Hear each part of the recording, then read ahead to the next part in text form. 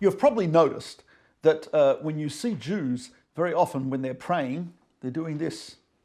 They're swaying back and forth. We call it shockling, right? You see people, all different styles of shockling. I'm not going to demonstrate them, but people shockle. Why do Jews do that? And what is the origin of that custom?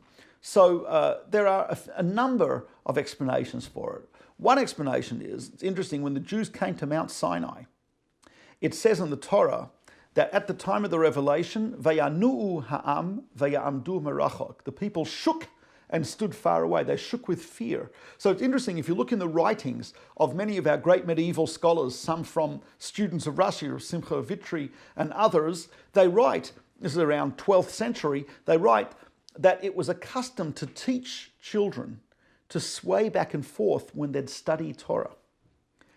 Because when you study the Torah, you're supposed to imagine yourself as though you're receiving it from Mount Sinai in that revelation. So in imitation of the shaking of the Jews, when we were at Mount Sinai, Jews trained their children, and then eventually everyone knew do it, to sway back and forth when they're studying Torah.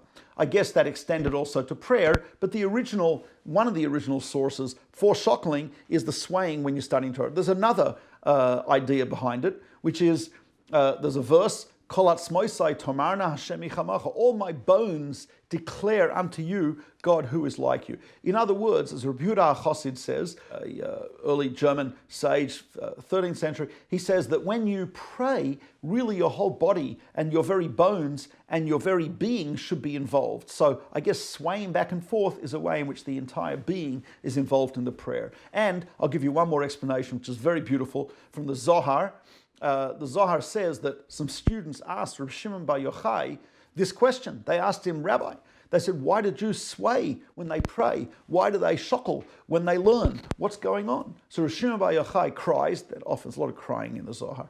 I think I have a theory that probably because the tears obscure your physical vision, but sometimes they help your spiritual vision. In any case, that's close parentheses. Rabbi Shimon bar Yochai cries, and he says, wow, he says, it's a great question. And I'll give you the answer. The answer is that he says that the candle verse in Proverbs says, Ner Hashem nishmat Adam. The candle of God is the soul of the human being.